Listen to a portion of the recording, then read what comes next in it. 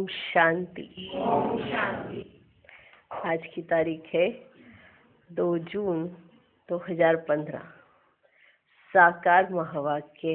बाबा कहते, मीठे बच्चे, तुम्हारा पहला पहला सबक माना पाठ है, मैं आत्मा हूँ, शरीर नहीं।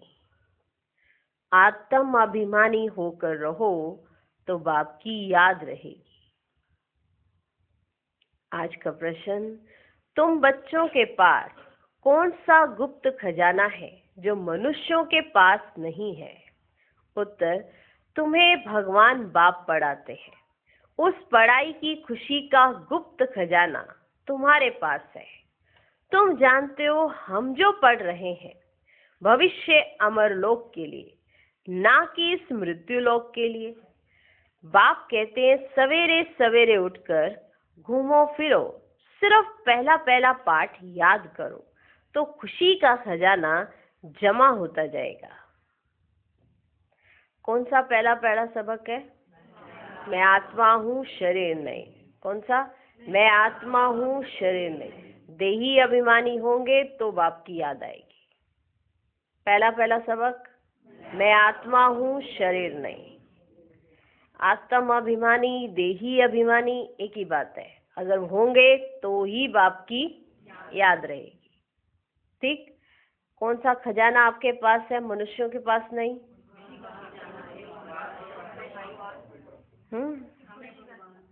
कौन सी खुशी का खजाना आपके पास है, मनुष्यों के पास नहीं? कि हमें भगवान पढ़ाते हैं, और ये इस पढ़ाई की खुशी का खजाना, ये जो पढ़ाई आप पढ़ रहे हो ना, इसकी खुशी। ओम शांति। बाप बच्चों से पूछते हैं, बच्चे आत्म अभिमानी हो बैठे हो? अपने को आत्मा समझ बैठे हो? हम आत्माओं को परमात्मा बाप पढ़ा रहे हैं। बच्चों को ये स्मृति आई है, हम देह नहीं आत्मा है। बच्चों को देही अभिमानी बनाने लिए ही मेहनत करनी पड़ती है। बच्चे आत्म अभिमानी रह नहीं सकते, घड़ी घड़ी देह अभिमान में आ जाते हैं। इसलिए बाबा पूछते हैं, क्या पूछते हैं? आत्म अभिमानी हो रहते हो? इसलिए बाबा पूछते हैं, आत्म अभिमानी हो रहते हो? आत्म अभिमानी होंगे तो बाप की याद आएगी। अगर देह अभिमानी होंगे तो लौकिक मित्र संबंधी याद आएंगे, लौकिक संबंधी याद आएंगे। पहले पहले यह शब्द याद रखना पड़े, हम आत्मा है, हम आत्मा है। मुझ आत्मा में ही 84 जन्मों का पाठ भरा हुआ है, ये पक्का करना है। हम आत्मा है। क्या पक्का करना है? हम आत्मा है। आधा कल्प तुम देह अभिमानी हो रहे हो। अभी सिर्फ संगम युग पर ही बच्चों को आत्म अभिमानी बनाया जाता है। अपने को देह समझने से बाप याद नहीं आएगा। इसलिए पहले पहले यह सबक पक्का कर लो, हम आत्मा बेहद बाप के बच्चे हैं। देह समझने से बाप याद नहीं आएगा, तो पहले पहले यह सबक पक्का कर लो, हम आत्मा बेहद बाप के बच्चे हैं। देह के बाप को याद करना कभी सिखलाया नहीं जाता है। कभी सिखलाया? ये देह का बाप है, इसको याद करना है, कभी सिखलाया नहीं जाता है।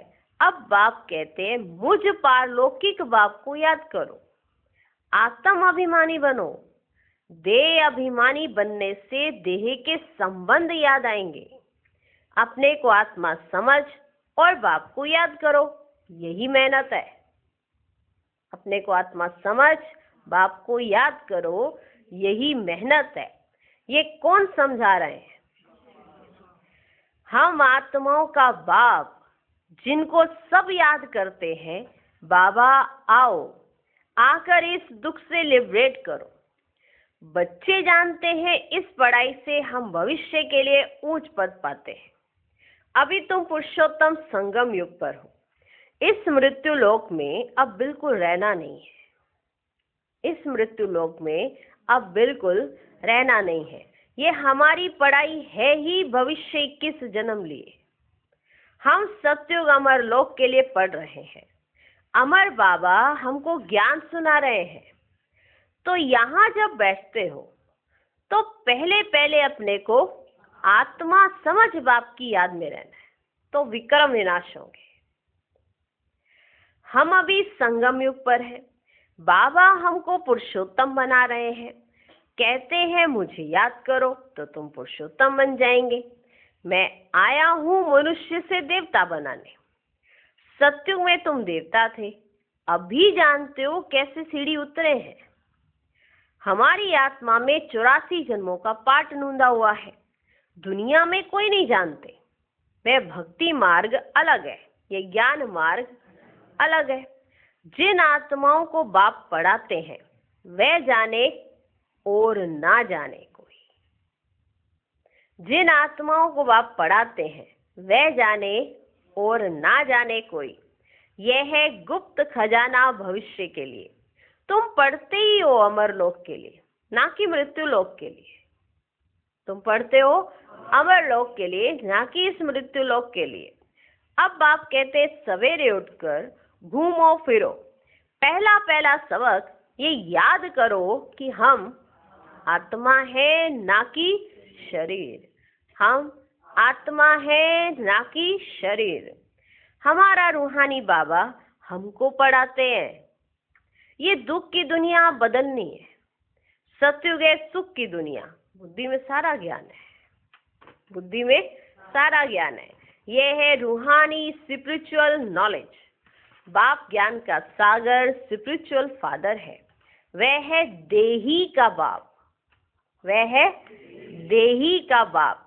बाकी तो सभी देह के ही संबंधी हैं। अब देह के संबंध तोड़ एक से जोड़ना है। गाते भी है मेरा तो एक, दूसरा ना कोई। हम एक बाप को ही याद करते हैं, देह को भी याद नहीं करते। ये पुरानी देह तो छोड़नी है, ये भी तुमको ज्ञान मिलता है।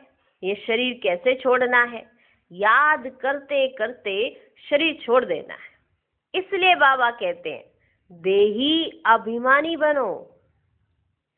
अपने अंदर घोटते रहो, अपने अंदर घोटते रहो। बाप, बीज और झाड़ को याद करना है। शास्त्रों में ये कल्प वृक्ष का वृत्तांत है ना? किसमें? शास्त्रों में कल्प वृक्ष का वृत्तांत है। ये भी बच्चे जानते हैं। हमको ज्ञान सागर बाप पढ़ाते हैं, कोई मनुष्य नहीं पढ़ाते हैं। कौन पढ़ा रहे हैं? ज्ञान सागर बाप पढ़ाते हैं, कोई मनुष्य नहीं पढ़ाते हैं। ये पक्का कर लेना है। पढ़ना तो है ना। सत्युग में भी देहधारी पढ़ाते हैं, ये देहधारी नहीं है। यह देहधारी नहीं है। ये कहते हैं मैं पुरानी देह का आधार ले तुमको पढ़ाता हूँ। कल्प कल्प मैं तुमको ऐसे ही पढ़ाता हूँ, ऐसे पढ़ाता हूँ। फिर कल्प बाद भी ऐसे पढ़ाऊंगा। अब मुझे याद करो तो तुम्हारे विक्रम विनाश होंगे। मैं ही पतित पावन हूँ, मुझे ही सर्वशक्तिमान कहते हैं। परंतु माया भी कम नहीं है, वह भी शक्तिमान है। वह भी शक्तिमान है, सर्वशक्तिमान नहीं कहेंगे, वह भी शक्तिमान है। कहाँ से गिराया है?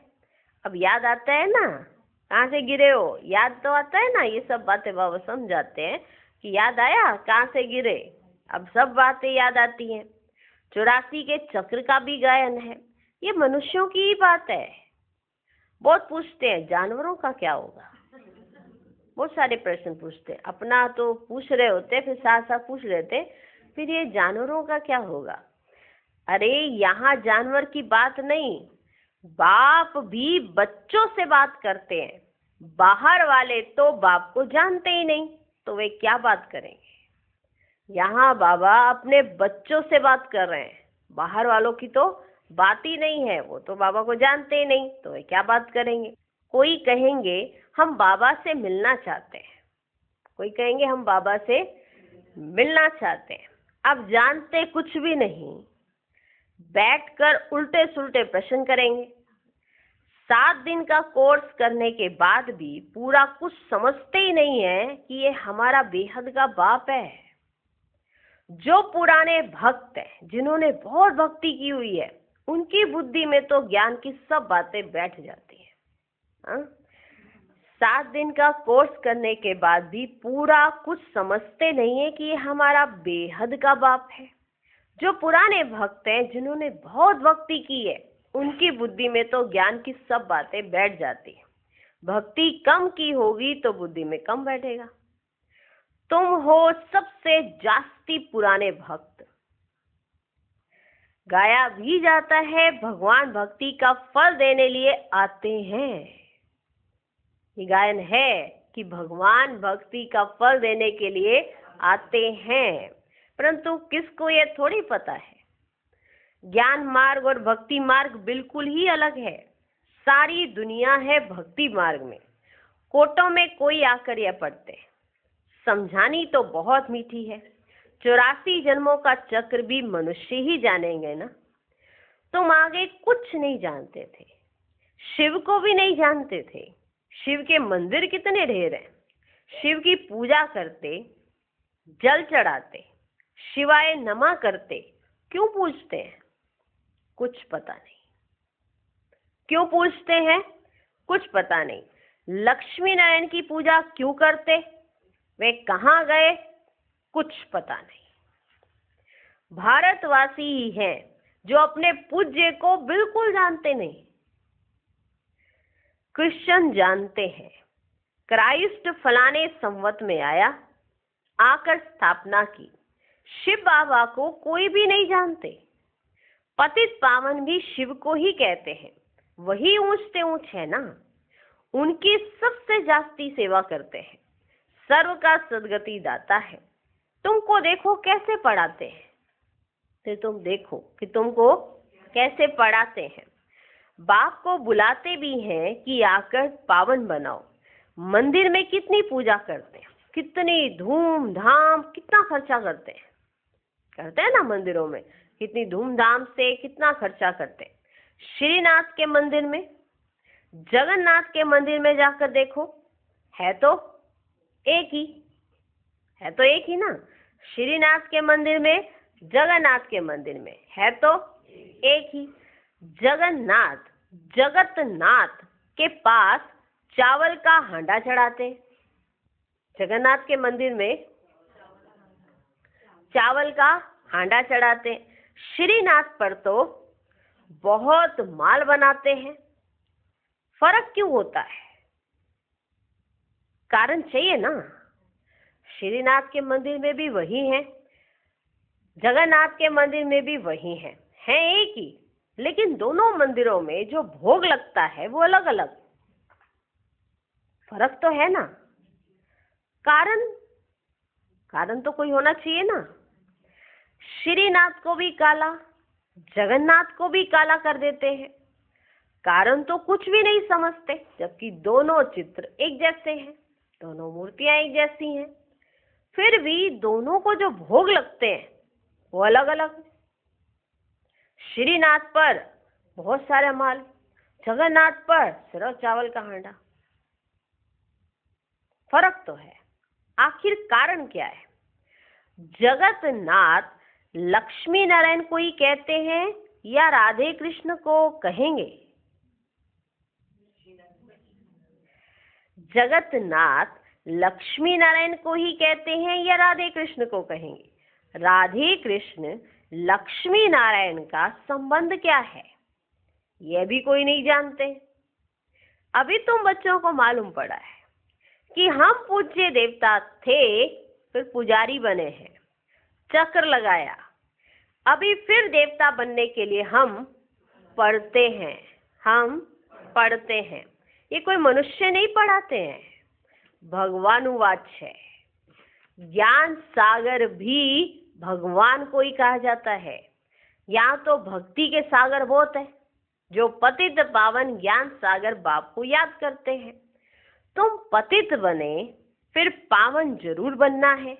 ये है ही पतित दुनिया, ये स्वर्ग नहीं है, ये स्वर्ग नहीं है।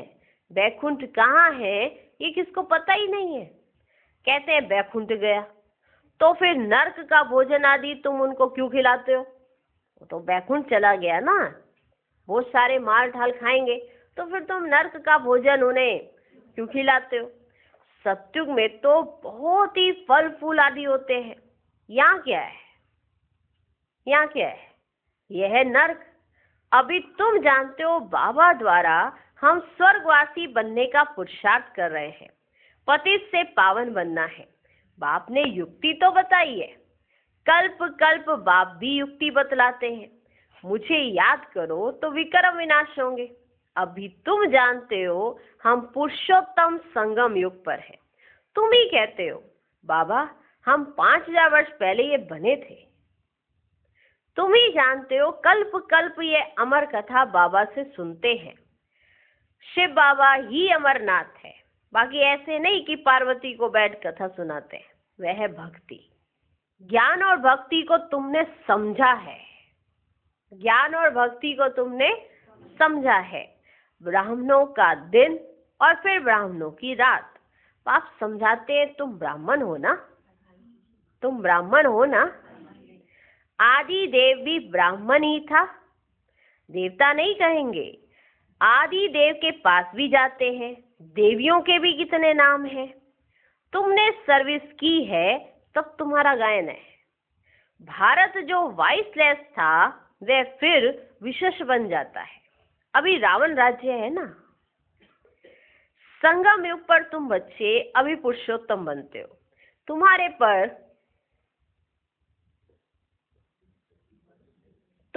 पर बृहस्पति की दशा अविनाशी बैठती है, तब तुम अमरपुरी के मालिक बन जाते हो। बाप तुम्हें पढ़ा रहे हैं मनुष्य से देवता बनाने के लिए। स्वर्ग के मालिक बनने को बृहस्पति की दशा कहा जाता है। तुम स्वर्ग अमरपुरी में तो जरूर जाएंगे, बाकी पढ़ाई में दशाएं नीचे ऊपर होती रहती है, याद ही भूल जाती है। बाप ने कहा है मुझे याद करो। गीता में भी ये भगवान उवाच का महाशत्रु है। पढ़ते भी हैं परंतु विकार को जीतते थोड़े ही हैं। भगवान ने कब कहा? कब कहा? 5000 वर्ष हुआ। अब फिर भगवान कहते काम महाशत्रु है, इन पर जीत पानी है। ये आदि मध्य अंत दुख देने वाला है। मुख्य है काम की बात, इस पर ही पतित कहा जाता है। अभी पता पड़ा है, ये चक्र फिरता है। हम पतित बनते हैं, फिर बाप आकर पावन बनाते ड्रामानुसार। बाबा बार बार कहते हैं पहले पहले अलग की बात याद करो। श्रीमत पर चलने से ही तुम श्रेष्ठ बनेंगे, ये भी तुम समझते हो। हम पहले श्रेष्ठ थे, फिर भ्रष्ट बने, अब फिर श्रेष्ठ बनने का पुरुषार्थ कर रहे हैं। दैवी गुण धारण करना है, किसको भी दुख नहीं देना है। सबक रास्ता बताते जाओ। बाप कहते मुझे याद करो तो पाप कट जाए। पतित पावन तुम मुझे ही कहते हो ना। ये कोई को पता ही नहीं कि पतित पावन कैसे आकर पावन बनाते हैं। कल्प पहले भी बाप ने कहा था मामेकम याद करो। ये योग अग्नि है जिससे पाप दग्ध होते हैं। खाद निकलने से आत्मा पवित्र बन जाती है। खाद सोने में ही डालते हैं, फिर जेवर भी ऐसा ही बनता है। अभी तुम बच्चों को बाप ने समझाया है आत्मा में कैसे खाद पड़ी है, उनको निकालना है। बाप का भी ड्रामा में पार्ट है जो तुम बच्चों को आकर देही अभिमानी बनाते हैं। पवित्र भी बनना है। तुम जानते हो सत्युग में हम वैष्णव थे, सत्युग में हम वैष्णव थे, पवित्र ग्रस्त आश्रम था। अभी हम पवित्र बन और विष्णुपुरी के मालिक बनते हैं। तुम डबल वैष्णव बनते हो। सच्चे सच्चे वैष्णव तुम हो। वह है विकारी वैष्णव धर्म के। और कितना अहंकार रहता है कि हम वैष्णव हैं, जबकि सच्चे सच्चे वैष्णव तो तुम हो निर्विकारी वैष्णव धर्म के। अभी एक तो बाप को याद करते हो और नॉलेज जो बाप में है वह तुम धारण करते हो। एक तो बाबा को याद करते हो और जो नॉलेज बाप के अंदर है वो तुम धारण करते हो। तुम राजाओं का राजा बनते हो। वे राजाएं बनते हैं अल्पकाल, एक जन्म के लिए। तुम्हारी राजाई है 21 पीढ़ी, अर्थात फुल एज पास करते हो। वहां कब अकाले मृत्यु नहीं होगा। तुम काल पर जीत पाते हो। समय जब होता है तो समझते हो अब ये पुरानी खल छोड़ नहीं लेनी है। तुमको साक्षात्कार होगा। खुशी के बाजे बजते रहते हैं। तमो प्रधान शरीर को छोड़ सतो प्रधान शरीर लेना ये तो खुशी की बात है। वहां 150 वर्ष आयु एवरेज रहती है। यहाँ तो अकाले मृत्यु होती रहती है क्योंकि भोगी है। जिन बच्चों का योग यथार्थ है उनकी सर्व कर्मेंद्रियां योग बल से वश में होंगी। जिन बच्चों का योग यथार्थ है उनकी सर्व कर्मेंद्रियां योग बल से वश में होंगी। योग में पूरा रहने से कर्मेंद्रियां शीतल हो जाती है। अगर योग सही नहीं है तो कर्मेंद्रियां धोखा देंगी, और योग यथार्थ है तो कर्मेंद्रियां शीतल हो जाती है। सत्युग में तुमको कोई भी कर्मेंद्रियां धोखा नहीं देती हैं। कभी ऐसे नहीं कहेंगे कि ये कर्मेंद्री वश में नहीं है। सत्युग में ऐसे नहीं कहेंगे। तुम बहुत ऊंच से ऊंच पद पाते हो। इनको कहा जाता है बृहस्पति की अविनाशी दशा। वृक्षपति मनुष्य सृष्टि का बीज रूप है बाप। बीज है ऊपर में, उनको याद भी ऊपर में करते हैं। आत्मा बाप को याद करती है। तुम बच्चे जानते हो बेहद का बाप हमको पढ़ाते हैं। वे आते ही एक बार है अमर कथा सुनाने। अमर कथा कहो, सत्यनारायण की कथा कहो, उस कथा का भी अर्थ नहीं समझते। सत्यनारायण की कथा से नर से नारायण बनते हैं। अमर कथा से तुम अमर बनते हो। बाबा हर एक बात क्लियर कर समझाते हैं, हर एक बात। सत्यनारायण की कथा का क्या अर्थ है, अमर कथा का क्या अर्थ है, हर एक बात क्लियर कर समझाते हैं। अच्छा, मीठे मीठे सिकिल अधे बच्चों प्रति माता पिता बाप दादा का याद प्यार और गुड मॉर्निंग। रूहानी बाप की रूहानी बच्चों को नमस्ते। हम रूहानी बच्चों की भी रूहानी बाप को नमस्ते नमस्ते नमस्ते। Good morning good morning good morning. धारणा के लिए मुख्य सार। पहला पॉइंट, योग बल से अपनी सर्व कर्मेंद्रियों को वश में करना है। एक वृक्षपति बाप की याद में रहना है।